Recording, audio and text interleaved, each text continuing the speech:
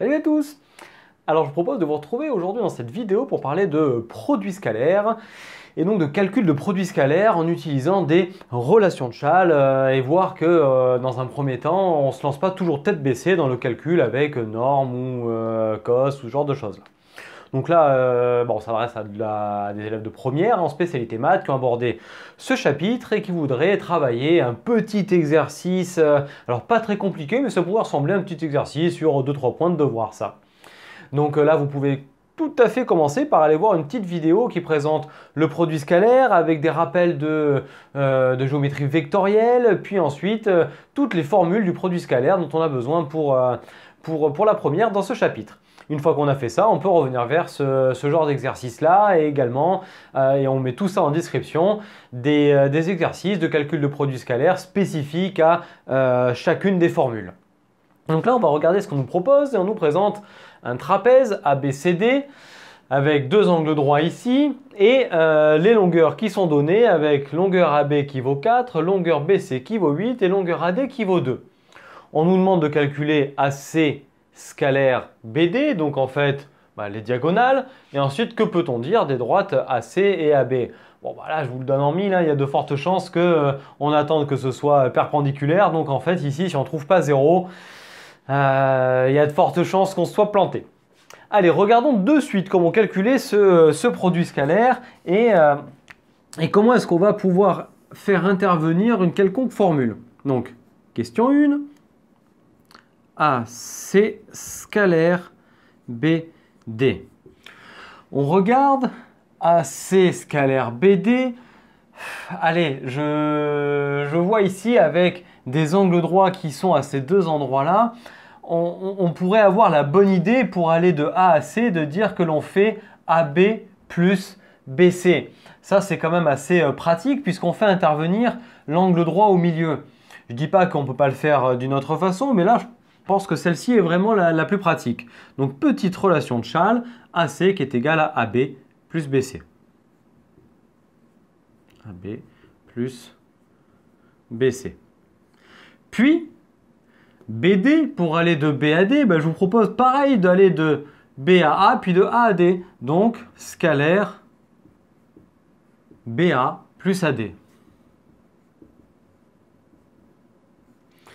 Et le produit scalaire peut se distribuer. La double distributivité que vous avez apprise au collège, là, elle s'applique tout à fait. Donc, on a AB scalaire BA plus AB scalaire AD plus BC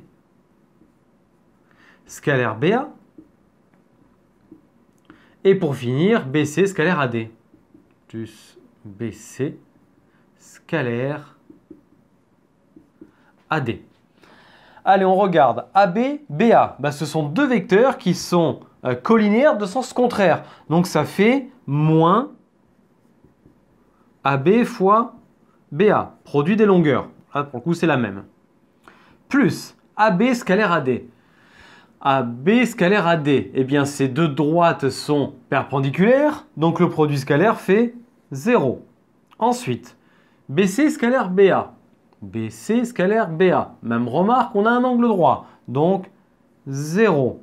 Et pour finir, BC scalaire AD, BC scalaire AD. Cette fois-ci, on a deux vecteurs qui sont collinéaires, puisque les droites là sont parallèles. Donc, formule du produit scalaire par tout simplement le produit des longueurs. Donc, BC fois AD. Maintenant, on remplace. AB, ça mesure 4. Donc, moins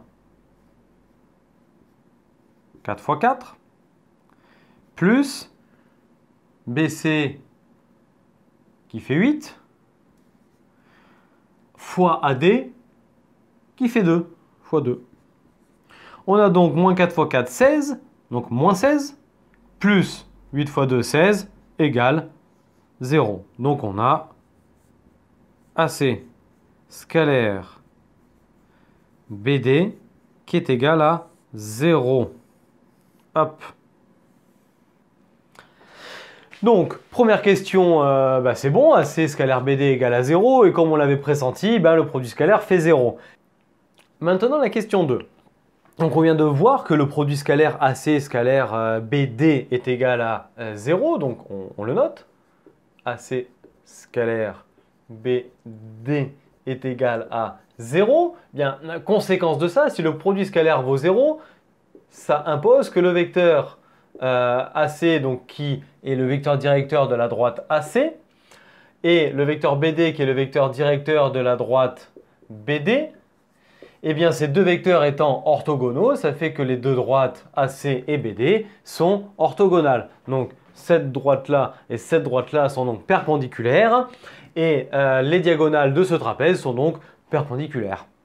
Donc voilà, question 2, elle est plutôt simple en fait, l'exercice tenait là-dedans, et ça permet de conclure quant aux diagonales de ce trapèze qui sont perpendiculaires.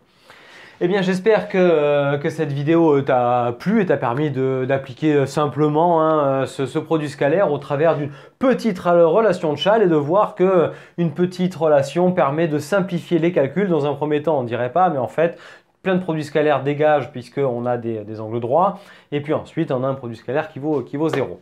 Donc voilà, si tel est le cas, n'hésite pas à nous lâcher le petit pouce vers le haut, puis à venir t'abonner à notre chaîne en activant la cloche pour avoir les notifications des nouvelles vidéos qui viennent. Et puis ensuite nous retrouver sur internet, sur nos réseaux sociaux Facebook et Instagram. Et d'ici à notre prochaine vidéo, je te souhaite une très belle journée, je te dis à très bientôt. Allez, ciao tout le monde!